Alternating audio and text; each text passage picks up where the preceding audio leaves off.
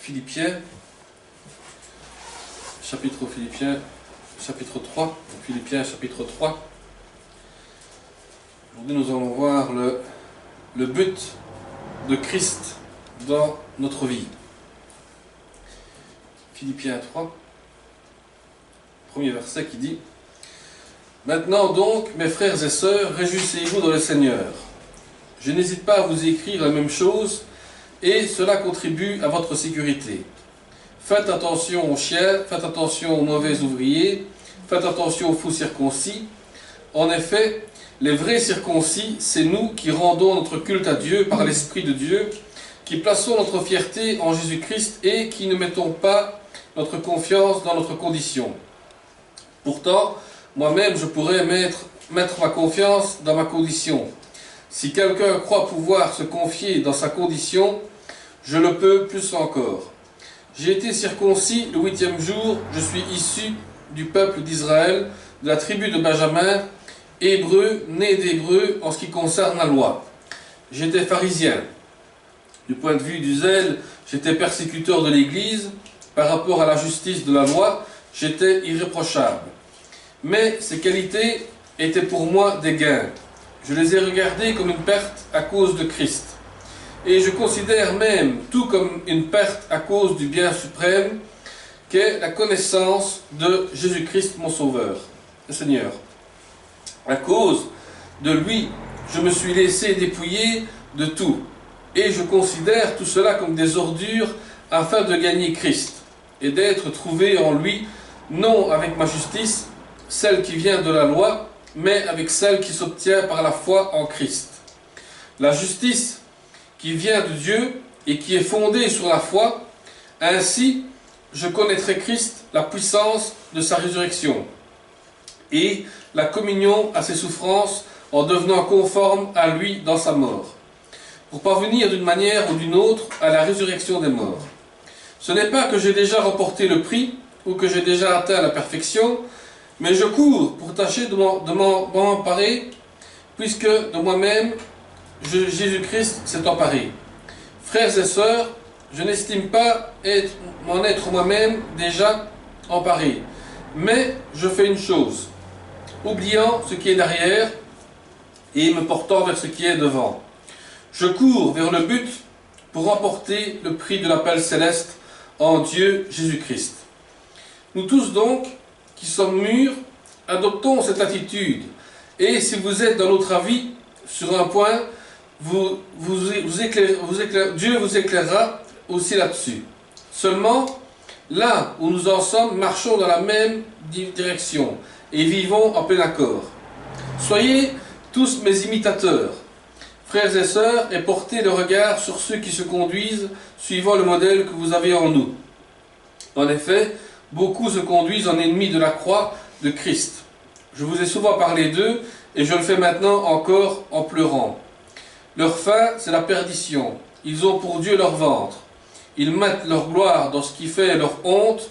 Ils ne pensent qu'aux réalités de ce monde.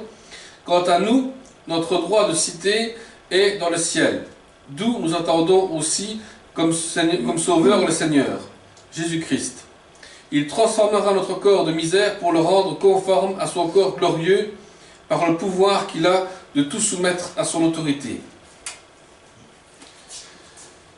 Paul avait pour but de faire connaître le Christ et aussi de ressembler au Christ parfaitement.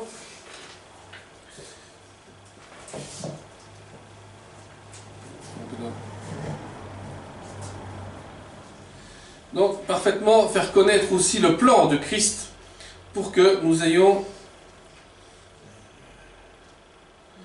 La tablette aujourd'hui, c'est quelque chose. Oui. Donc, de ressembler parfaitement à faire connaître son plan pour que nous ayons une vie simple de la connaissance, du pardon, et aussi qu'il représente un excellent exemple pour nous tous. Paul veut faire connaître le Christ, pour que nous ressemblons au Christ aussi, afin que nous ayons la connaissance du pardon. La connaissance du pardon, c'est comment le Christ, lui, a pardonné son ennemi qui le clouait sur la croix. Quand il a dit, Père, pardonne-leur, parce qu'ils ne savent pas ce qu'ils font. Quand Paul dit, faites attention aux chiens et tout ce qui est faux, aux mauvais ouvriers dans l'église et tout ce qui s'ensuit, ce sont des gens qui vous détournent de la doctrine du pardon et de la connaissance profonde de Jésus-Christ. Aussi, il ne faut pas se laisser détourner nos regards du but que nous voulons accomplir. Parce que nous avons un but à accomplir dans le Seigneur, c'est connaître le Christ, avec une détermination, comme un athlète à l'entraînement, mais tout son cœur et toutes ses forces pour la victoire de la course à mener. Notre but, c'est de connaître le Christ et de le chercher de fond en comble. Il faut de l'entraînement, qui est la clé. Et tout cela, cet entraînement pour nous autres, n'est pas nuisible et ne nous empêche pas de vivre une vie chrétienne. Mais il faut nous détourner de notre objectif qui n'est pas céleste. Il faut avoir l'objectif d'aller chercher le but céleste, comme Paul le disait. Notre but, c'est le plan de Dieu. Quel est le plan de Dieu dans ma vie? Quel est le but que je dois chercher pour que le Seigneur agisse dans ma vie? Paul donne de bonnes raisons d'oublier le passé. C'était pour lui comme des vêtements sales qu'il faut changer. Tous, nous avons commis des actes mauvais, dont nous avons des fois honte. Et nous vivons dans une tension entre ce que nous avons, laissé et ce que nous avons été aussi. Et ce que nous désirons, c'est de pouvoir résider dans le Christ. Nous pouvons oublier la culpabilité et nous réjouir à l'avance de ce que Dieu veut nous aider à devenir. Alors, il ne faut pas s'attarder. Il ne faut pas rester sur notre passé. Il faut grandir, plutôt de la connaissance de Dieu et avoir une relation avec lui maintenant. Parce que bien souvent, si on reste figé sur notre passé, si on reste figé sur nos actes que nous avons commis, nous n'avancerons jamais. Mais si on fait comme Paul, qu'on oublie ce que nous étions avant et ce que nous voyons, ce que nous sommes maintenant dans le Seigneur, nous avancerons d'un grand pas.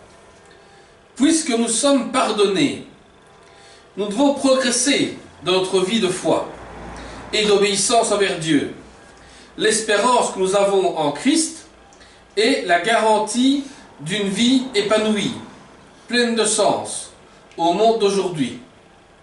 Parce que le monde d'aujourd'hui, vous êtes menés à être tout le temps culpabilisé par ce que vous avez commis ou fait dans votre vie. Mais le Christ, lui, vous dit qu'il ne voit plus votre passé de ce que vous avez commis, mais regarde votre futur de comment ce qui va être fait. C'est ça l'avantage que nous avons. Tenter de mener une vie chrétienne sans reproche, c'est très difficile. Et même des fois, on peut nous emmener à un découragement face à des exigences de perfection. Il est tout à fait naturel de penser que jamais on parvient à satisfaire Dieu dans la perfection totale. Parce que beaucoup d'églises veulent que les gens soient parfaits. Mais comment voulez-vous que les gens soient parfaits à 100%? C'est impossible. Ce que Dieu veut, c'est que vous ayez une communion avec lui et que lui travaille en son temps dans votre vie et vous transforme dans son temps. C'est ça le but de Dieu. Mais il faut bien noter que Paul parle de la perfection. Quand Paul parle de la perfection, il parle du sens de la maturité et non de l'idéal. Ce qui veut dire que les personnes devraient persévérer et chercher la puissance du Saint-Esprit. Être conscient du fait que le Christ révèle et corrige toute erreur de notre part. Et la grâce n'excuse pas une spiritualité médiocre. Mais comme on a vu les vendredis passés, la grâce et l'amour de Dieu qui nous transforme à travers la foi en Jésus-Christ. Ce qui veut dire que le Saint-Esprit agit dans la personne pour qu'il puisse comprendre qu'il est sauvé par la grâce de Dieu. C'est-à-dire qu'il a évité d'être condamné. Il n'est plus sous la condamnation, mais il est sous la grâce. Il est carrément racheté par l'amour de Dieu.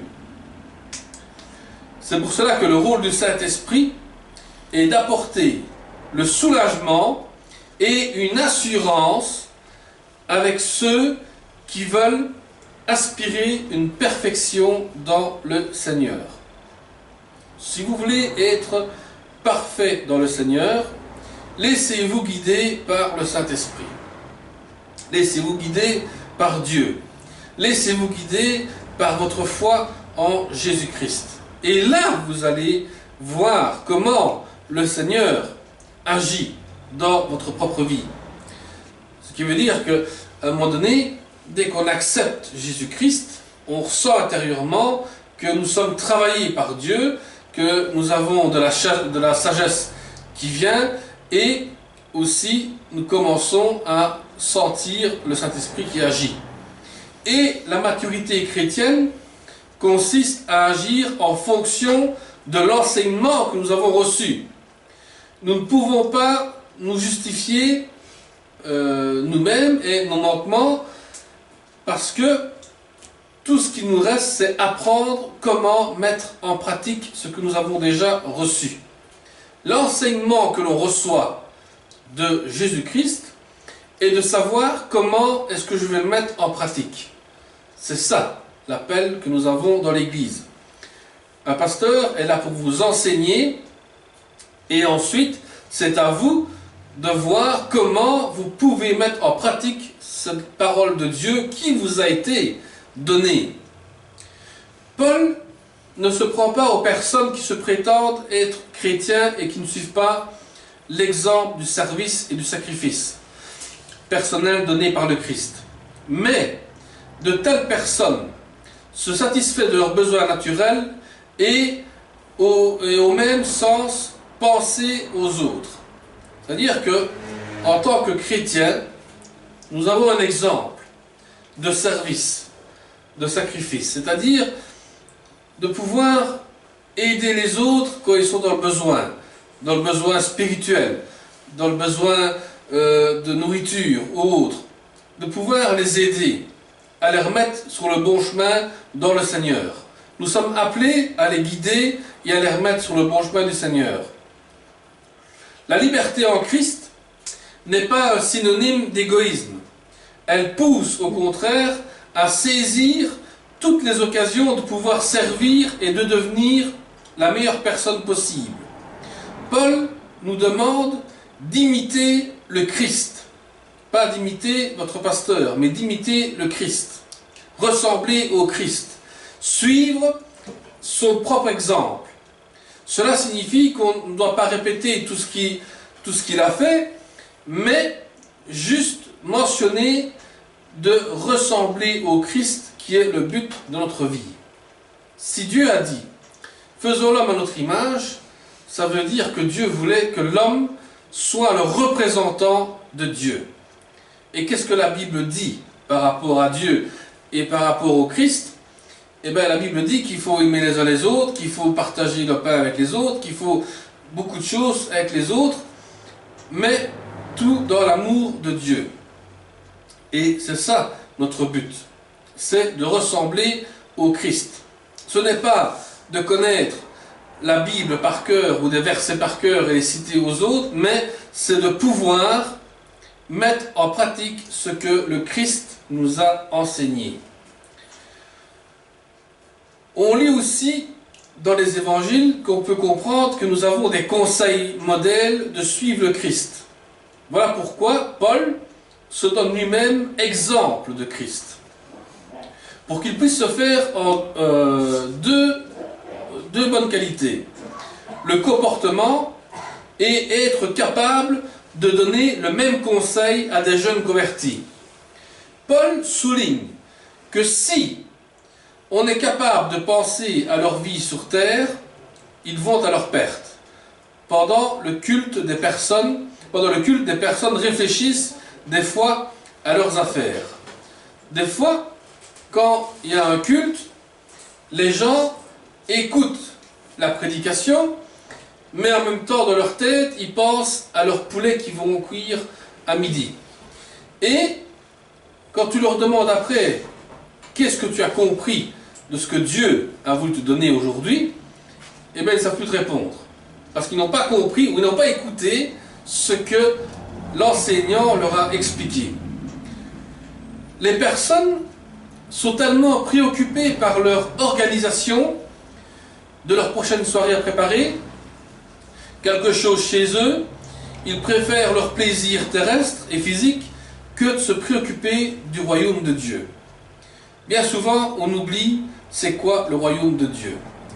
On a vu une fois ensemble le royaume de Dieu et on a compris que le royaume de Dieu se trouve ici sur terre et que c'est nous autres qui formons l'Église. Vous vous rappelez, vendredi, comme on a expliqué, qu'on se rappelle que nous sommes l'Église. Combien de temps et d'efforts consacrons-nous à ce qui a de la valeur pour l'Éternel au lieu de la satisfaction, du plaisir au terrestre et physique? Est-ce que l'on fait de la connaissance de Christ une priorité première?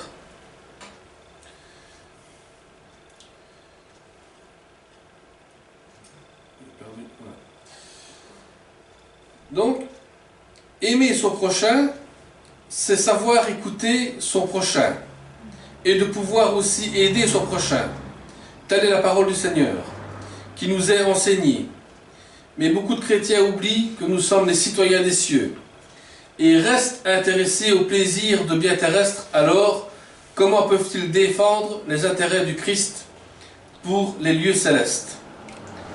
L'expression de notre corps de misère n'est plus du pain une attitude négative envers le corps humain, mais le corps que nous recevons lorsque nous sommes ressuscités avec le Christ dans sa gloire, nous sommes semblables à lui et à ceux qui endurent l'handicapé physique, les maladies graves, peuvent trouver une espérance merveilleuse dans le Seigneur. C'est pour cela que Paul était comme un géant spirituel. Il n'était pas encore parvenu au stade final, mais il a continué sa course vers la ligne d'arrivée. Il avait des luttes spirituelles qui le faisaient grandir, mais il confesse qu'il n'avait pas encore remporté le prix et n'avait pas encore atteint la perfection. Le témoignage de l'apôtre Paul rappelle encore aujourd'hui aux croyants que rien ne doit empêcher une croissance spirituelle. Paul cherche à faire comprendre que nous sommes sous l'influence de la maturité spirituelle. Nous sommes à la recherche de la connaissance spirituelle. Chercher et devenir semblable au Christ avec persévérance. Paul fait comprendre qu'il faut saisir la foi en Jésus-Christ. C'est-à-dire, pour atteindre la perfection, nous devons être en communion avec le Seigneur. Mais, il faut comprendre aussi qu'il ne faut pas oublier que nous devons oublier le passé et de courir vers le but de la victoire. Paul refuse de laisser contrôler le passé sur notre vie. Il faut chercher à remporter le prix de l'appel céleste. Oublier notre passé et regarder le futur de ce que Dieu veut nous donner. L'apôtre invite à devenir semblable au Christ. C'est pourquoi il nous ajoute à nous tous qui sommes des hommes faits et on sait de la même pensée. La pensée qu'il a exprimée en parlant de courir avec persévérance, c'est de courir vers le but de la maturité de Dieu. C'est le désir d'aller toujours de l'avant dans le Seigneur.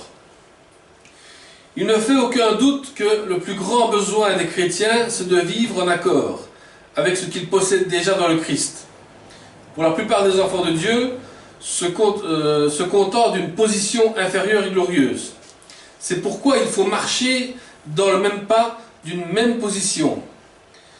Le temps fixé comme but de devenir semblable au Christ d'être l'imitateur de Christ, bien entendu, il ne voulait pas qu'on se limite dans tous les domaines de la vie, mais d'abord être à l'abri du péché. Parce que bien souvent les chrétiens ne se mettent plus à l'abri du péché et se laissent dominer par le péché et contaminent le reste de l'Église dans le péché. Et comme tous les ennemis de Dieu, les faux docteurs, les faux pasteurs auxquels Paul faisait référence, qui pour eux est la fin de la perdition, il faut mettre en garde contre tous et déboucher de mouvements qui placent leur confiance dans des réalisations qui ne sont pas dans le Seigneur. Ceux qui vivent de telle sorte ne sont pas des enfants de Dieu, mais rentrent dans la perdition. Ces faux pasteurs qui font croire des choses aux membres de leur Église par des mensonges ou par des faux enseignements attirent les personnes dans la perdition même. C'est-à-dire que quand on voit des belles grosses églises où tout le monde aime bien une belle grosse chorale et tout ce qui s'ensuit, faites attention aux enseignements qui sont donnés.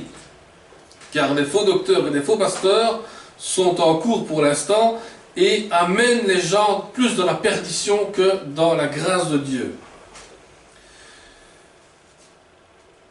Ces faux enseignants, ils ont pour eux leur ventre. Tout ce qui leur intéresse, c'est le désir physique. Ils mettent leur gloire dans leur propre corps et, au lieu de donner gloire à Dieu, ils se donnent gloire à eux-mêmes. C'est-à-dire que ces gens-là aiment bien qu'on les reconnaisse en tant que pasteur, en tant que docteur, il faut qu'on les appelle comme ça, il faut qu'on les élève et tout ce qui s'ensuit. Mais ces gens-là pensent à leur ventre, pensent à leur argent, pensent à leurs besoins qu'à eux-mêmes et ne pensent pas aux besoins de leur communauté. Mais la paix de Dieu surpasse toute intelligence, c'est-à-dire qu'elle dépasse l'entendement humain. Cependant, c'est qu'elle veille sur les croyants, c'est-à-dire que nous sommes protégés par Dieu et nous avons la paix de Dieu dans nos cœurs. C'est-à-dire que les émotions et les pensées sont gérées par la main de Dieu. L'apôtre Paul nous montre que l'esprit, la pensée d'une course, quand il écrivait ces mots, il ne voulait pas qu'on pense qu'il avait déjà reçu le prix céleste ou qu'il était arrivé à la perfection. Il était en train d'encore chercher à l'atteindre. Et le Christ s'était saisi de lui. Mais lui n'avait pas encore saisi le prix. Il cherchait encore ardemment à le saisir, tendant avec effort comme un athlète cherche à voir le prix de l'appel céleste de Dieu dans le Christ Jésus. Et le mot qui traduit céleste signifie en haut. Le même mot est utilisé aussi dans Colossiens 3:1 où il nous est commandé de chercher les choses qui sont en haut. Le prix de l'appel céleste sont les choses d'en haut et sûrement cette pleine et parfaite connaissance de Christ lui-même qui sera possible pour nous quant à sa venue. Paul avait soif de connaître le Christ, encore plus en profondeur. Et comme nous l'avons vu, alors qu'il courait encore pour avoir la course du prix final de sa connaissance dans le Seigneur, son désir était si intense qu'il faisait de lui l'homme d'une seule chose. Il était marqué par l'intensité et la concentration sur un but. Ne souffrant pas de quoi que ce soit, il explique bien sûr, en bonne partie, l'étonnante puissance et fécondité de sa vie et de son ministère.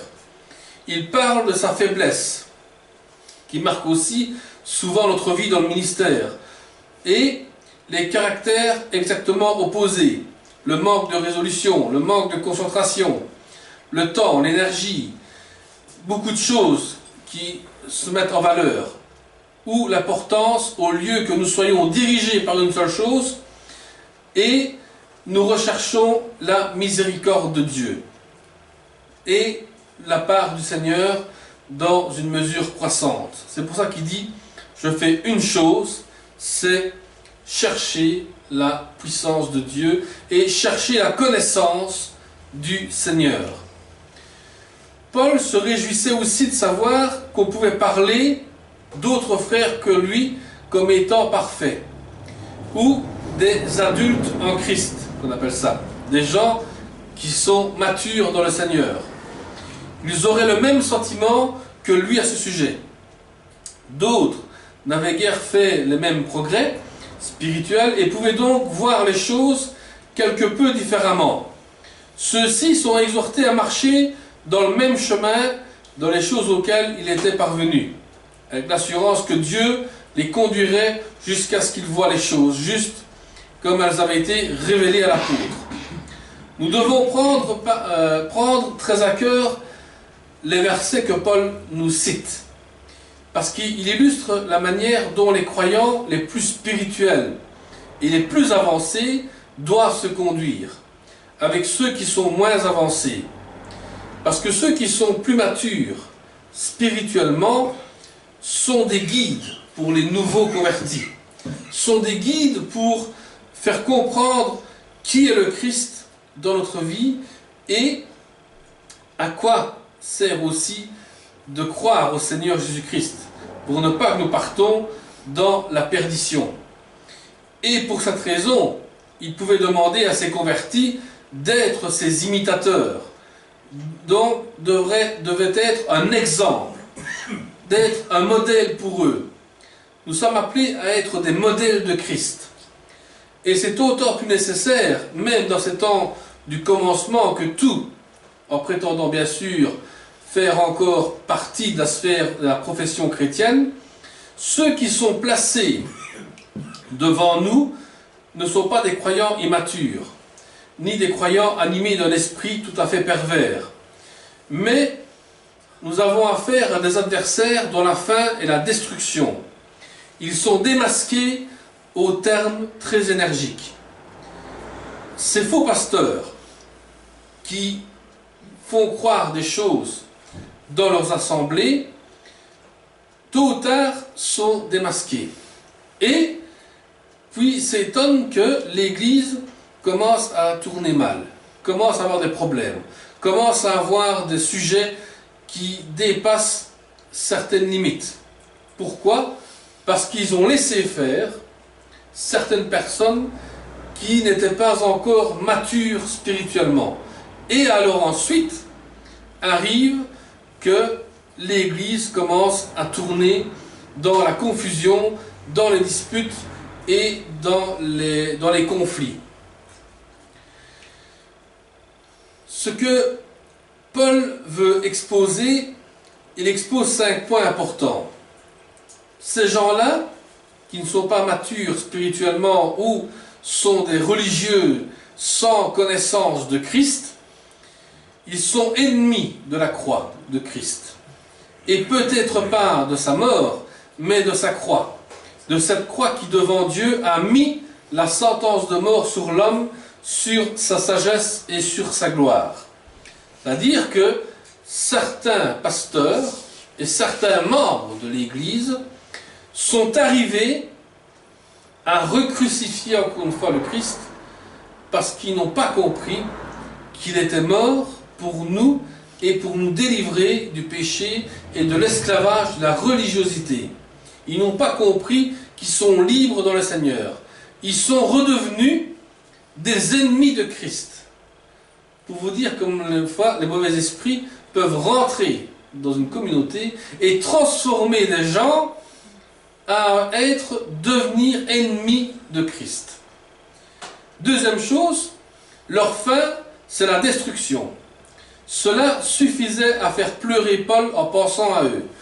Quand Paul pensait à ces gens qui ont voulu faire de leur tête leur propre ministère, leur propre église, à leur façon à eux, en pensant qu'à leur ventre, Paul était en pleurs en se disant, ces gens-là partent à la destruction totale. Ils sont devenus ennemis de Christ, au lieu de retrouver l'amour de Dieu. Parce que ces faux pasteurs-là, ces personnes religieusement qui vivent leur religion, leur Dieu est leur ventre. C'est-à-dire qu'ils sont gouvernés par leurs convoitises et leurs désirs. Désirs de la nature qui, souvent grossières, et pensent pensent toujours à eux. Cependant, quelle que soit la forme, le moi était toujours leur Dieu. C'est-à-dire que c'est toujours eux en premier, et c'est eux qui sont Dieu dans l'Église. Et beaucoup de pasteurs commencent à jouer là-dessus, à se dire c'est moi qui suis Dieu, c'est moi qui représente Dieu, c'est moi qui suis Dieu, c'est moi qui ai le don, c'est moi qui ai tout. Et ces gens-là vont à leur perte. Quatrièmement, ils se glorifient dans leur propre honte. Ils n'avaient aucune sensibilité spirituelle. Tout dans leur esprit était à l'envers. Et pour eux, la lumière sont les ténèbres. Et les ténèbres deviennent la lumière. Leur gloire, c'est leur honte. Et leur honte est une gloire. Pour vous dire jusqu'où sont arrivés. Cinquième chose, c'est leur esprit. Sont fixés sur les choses terrestres. La terre était la sphère de leur pensée et leur religion. Et maintenant, ils ont une tradition de ceux, comme dans le psaume il est marqué, ils fixent leurs yeux se baissant jusqu'à terre. Ils sont basés sur leur propre religion et sur leur propre convoitise et leur propre doctrine qu'ils font dans leur église eux-mêmes. C'est-à-dire qu'ils ont créé une doctrine eux-mêmes, la loi de l'homme et plus la loi de Dieu. Ils ne se soumettent plus à Dieu, mais se soumettent à l'homme. Et cette tradition se poursuit encore avec beaucoup d'énergie. Et la génération qui ont leur pensée aux choses terrestres est encore d'actualité. Elle s'est même multipliée de manière étonnante dans la chrétienté. Les incrédules qui occupent tellement de chair censée être chrétienne et qui contrôlent l'avenir de tellement de dénominations, ce sont ceux qui peuvent incontestablement se réclamer dans cette succession non apostolique. Ils ne veulent pas la croix de Christ qui verse le mépris sur l'orgueil et la capacité de l'homme. L'homme, c'est-à-dire le vrai moi, voilà leur Dieu. Ils se glorifient, par exemple, dans le fait de descendre de créatures bestiales qui seraient à leur honte si c'était vrai. La terre et tout leur horizon, ils ridiculisent ce qui est la gloire de Dieu. Ils croient aux extraterrestres, ils croient à la résurrection, que nous sommes des animaux, dès que nous sommes morts, nous sommes réincarnés en animal. Les gens sont arrivés à un point où ils se sont perdus eux-mêmes dans leurs propres pensées. Et aussi, les pasteurs profitent de cette chose pour pouvoir continuer à remplir leur ventre.